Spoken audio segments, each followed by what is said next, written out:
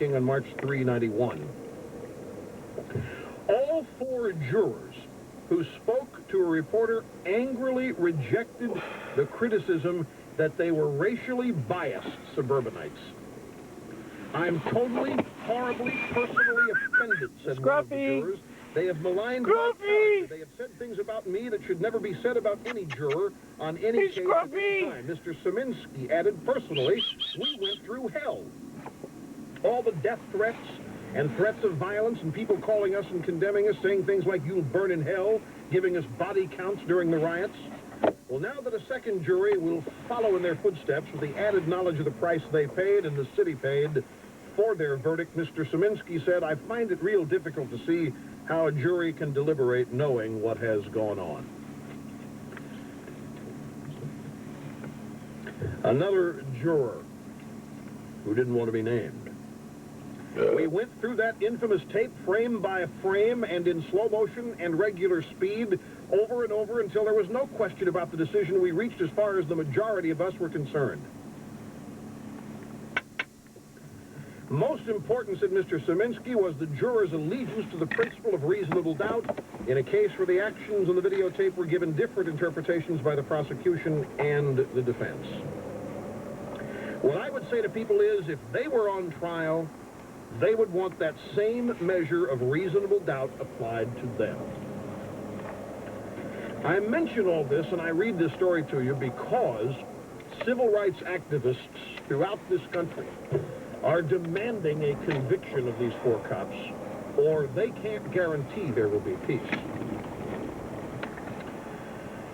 And the important thing is that these jurors, despite all that's happened, boy, it'd be easy for them to come up and say, you know, we blew it. We made a mistake.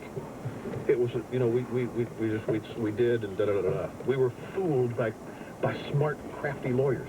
But they're not saying that. Despite death threats, despite threats to their families, despite harassment, they stand by their verdict. Now, all of you who thought that justice didn't happen, or that justice wasn't served, or that these jurors blew it, have got to consider what they've been through, and they stand by their original decision. There's a review of my book coming Sunday in the New York Times. Finally. You know who they turned it over to? Not a book reviewer, but Walter Goodman, who reviews television shows, who has written 2 pieces on me previously, neither of which is an accurate review, assessment, or analysis, not to mention anything other than hypercritical. And in both cases, in this review, he assaults me for my views on multiculturalism and assaults me for my views on the Rodney King trial, which, in the book, the Rodney King trial chapter was probably, because it was new and because it was not something that flowed from a core belief. That chapter probably took me longer to write than anything else. It's probably the chapter that stands out among all the chapters as being a different kind of chapter because it was something that was, I agonized about it. I thought about it. I researched long and hard. Not that I did in the others, but the others are core beliefs, those chapters on abortion and so forth that I've held all my life, and, you know, they've been buttressed as I have lived. This was something brand new, and the reaction people were having to this trial was amazing, and I dared write something so outside the conventional wisdom. And I think with each bit of evidence that we learn about this trial, my assessment is validated. And I'm insistent that people understand here, or I'm desirous, that what these jurors went through, you can't even probably imagine. And how easy it would be. If they want a life of privacy, and if they want to get rid of the harassment and the troubles, they could easily do a mea culpa and say this or that, but they don't. They stand by what they did despite all that's happened. Now we're being told that justice equals a conviction before the trial. People who think that are considered open-minded and brilliant and enlightened. People like Walter Goodman, I assume, who thinks that that's what will happen next. Anybody who disagrees with that is a Nazi or is a whatever kind of term is associated with a totalitarian. I mean, it's absolutely astounding. It just goes to show that there's a lack of understanding about what our judicial system is and what it is that makes it work. And boy, if you can influence the outcome of a trial before the trial has even begun, before the evidence has been presented, if you can cause that to happen with threats and intimidation, then what good's the trial? What good's the system? Why even have the trial? And when you say what I just said, you pose a threat to democracy, or you're some kind of an unreasonable boob. We'll be back in just a moment. You're listening to the EIE on 77 WABC. Folks, let me tell you something. As a success story that you are a tremendous part of, this radio show, this enterprise, is routinely ignored by the mainstream media. What happens here, that's why I sit here and tell you so much of what I said 2 years ago, 2 days ago, whatever, because it's not reported on here. Same thing with our newsletter. The liberal media doesn't want you to know what happens here, what we hear, or what our newsletter says, or what any success in their enterprise that we do here goes on. That's why you need to read the Limbaugh letter. As an example, where else are you going to be told of Bill Clinton breaking a promise?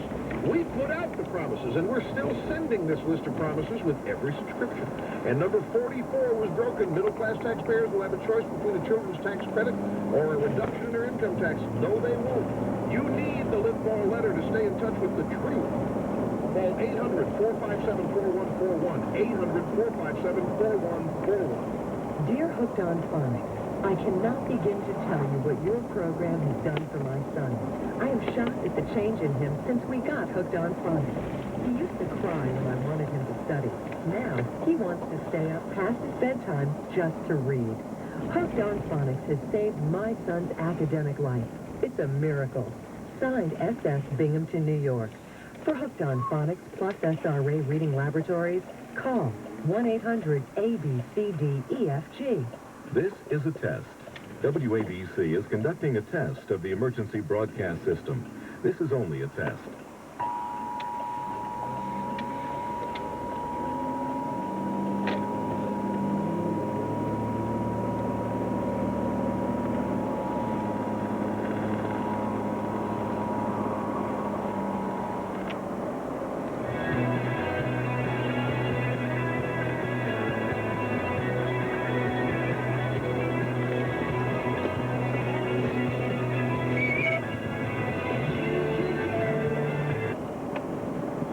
Broadcast system. EBS is intended to help keep you informed in the event of a natural, civil, or technological emergency. If there had been such an emergency now, the attention signal you just heard would have been followed by specific emergency instructions instead of this test message. WABC voluntarily serves as an EBS station for the New York operational area. This concludes this test of the emergency broadcast system. Imagine a place where the hot sun ripens fresh grapes on the vine. Breathe in the perfume of rosy peaches, bite a plum, purple plum, a tangy nectarine. Winter fantasy? Sweet, juicy reality. The luscious fruits of summer are here, direct from Chile. And remember, the National Institutes of Health have said 5 or more servings of fruits and vegetables a day are important for good health. The National Cancer Institute and health experts are urging everyone to lower health risks by eating at least 5 servings of fresh fruits and vegetables every day. That's why Pathmark is asking you to eat at least 5 a day for better health. Get sweet tree-ripe fruit fresh from Chile at Pathmark. Remember, it's 5 a day for better health. Pathmark Produce, the tasty way to 5 a day. Bob Grant, weekday afternoons from 3 till 7 on WABC.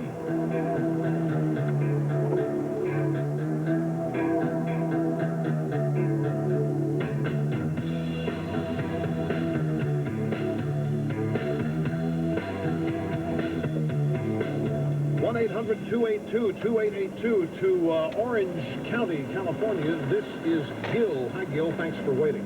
Thank you very much, Rush. Mega Supreme Stitto. Thank you. Orange County, the bastion of conservatism. Thank you very much, sir. And we're very proud of it. Thank you. Rush, I just want to bring your attention to, and I just looked to you a little bit ago on a USA Today Tuesday edition, and the edition opens up, of course, economic major concerns in Orange County, but it opens up as Clinton issue calls to arms. Incidentally, right underneath it in the main cover story, it says gangs put LA on edge. And what we have here is a picture of either ex-Vietnam vets or Butch Cassidy and the Sundance Kid, but each one of these black gang members are carrying rifles and guns, and they're looking at us in this page. Of course, we're right down the freeway from this Rodney King trial. And under the cover story, it says, sooner or later, justice will happen. What the story basically says is that if we don't get these guys convicted, we're not only going to start in riot again, but we're coming down after you in the Orange County area or the suburbia, but we're also going after all the police officers, and we're going to be doing a little bit more shooting this time around. So what do you think the response to that ought to be?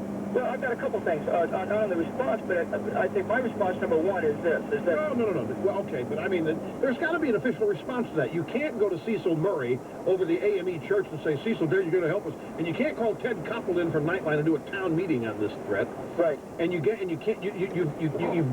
to get hold of this new police chief and say, okay, Willie, here's your chance to put yourself on the map. Are you going to let your town be run by people like this?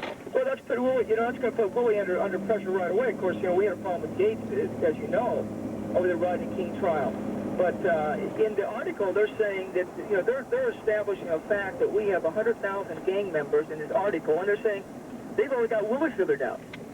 And they said that they've already got him figured out, and if we have a problem in Los Angeles, they're going to deal with the problem. Of course, the last time I was in the National Guard during '68.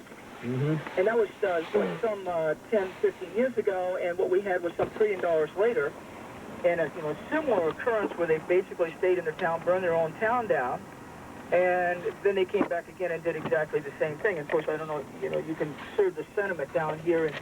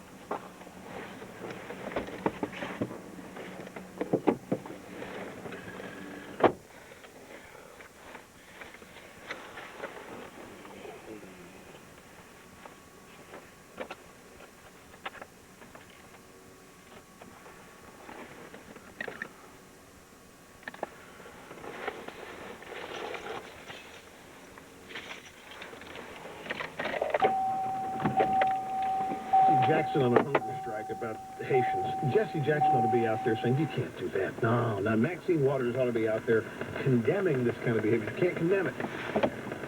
No, we've got to understand this, don't you understand?